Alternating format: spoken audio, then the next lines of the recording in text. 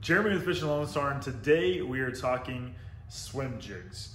Particularly, a couple of things you need to know when you're picking out a swim jig, things to consider literally as you're buying one, and how you plan on using it. So let's dive in. Before I do though, I want to let you know that this video on swim jigs today is brought to you by Texas Shills Outdoors.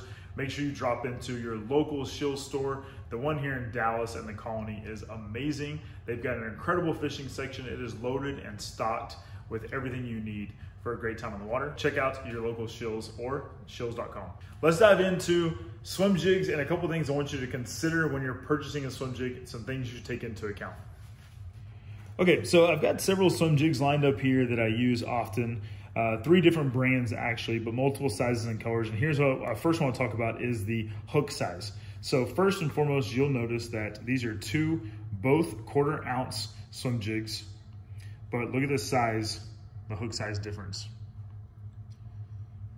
One is definitely a little smaller. If I overlay them, you'll see it's a little bit shorter.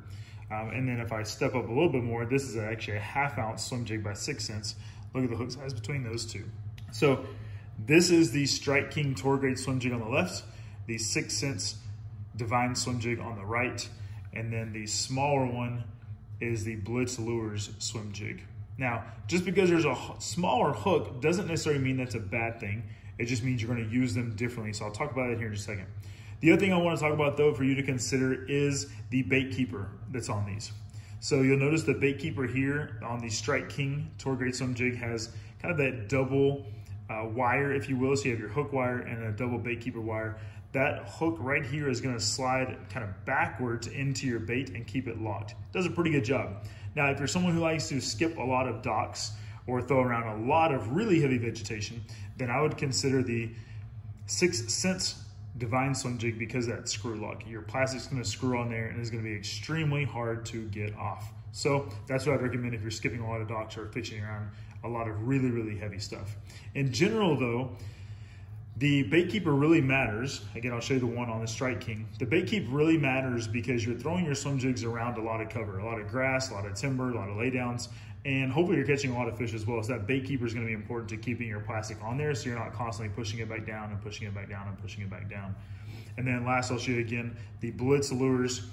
Again, a little bit more of a compact swim jig, a little smaller, but the same style, kind of that reverse hook, if you will, to keep your plastic pinned here.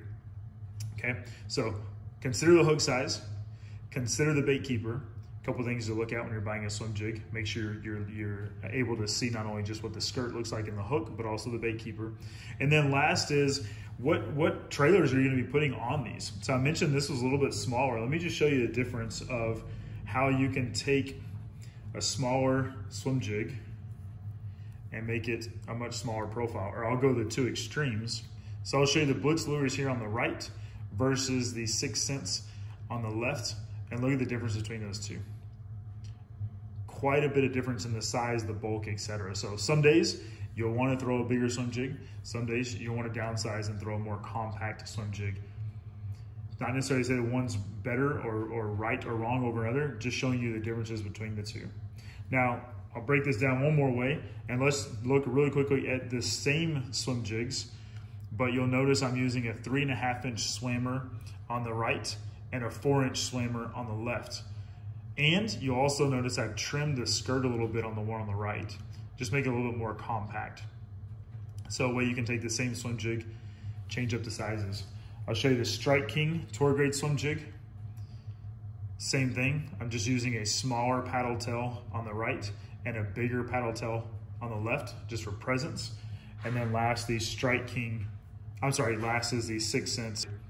Same thing, smaller paddle tail on the left, bigger paddle tail on the right. Gives you a little more thump and action, or a little more subtle movement over here. Just depends on what you like to use. I normally prefer throwing the Egg Zone swimmer on the back of my swim jigs. It's got a nice tight kicking action with the tail, whereas this is the Grande Bass kickback shad. It's gonna have a lot of really big side-to-side movement. And then this is the Grande Lures. This one is the Big Bite Baits finesse swimmer. It's gonna have some movement, some bulk, but not quite as much as the Grande Lures. So again, just to recap, consider the hook size, how deep the hook goes as well. So I'll show you if you look at how deep the hook goes on the bait. So hook size matters. Not to say one's right or wrong, but you want to consider that. The bait keeper matters. You want to make sure you've got a bait keeper that's going to keep the plastic on there, or a screw lock that's going to really keep it tight. And then last, the size of trailer matters. So you should consider the jig that you're throwing, the swim jig and the paddle tail, and what you're trying to imitate in terms of bait fish size. All right, that's a wrap, guys. Talking about swim jigs. For a more in-depth video, if you're watching this on IGTV, scroll back. I gave a whole video on the water with swim jig tips, how to retrieve them, how to throw them, where to locate bass with swim jigs. So check out that video, or on YouTube, if you're watching this on YouTube, scroll back to a couple of videos and you'll see that how-to video as well on swim jigs and fishing those on the water. That's a wrap, and until next time, if nobody told you today, God loves you, and so do I. Peace out.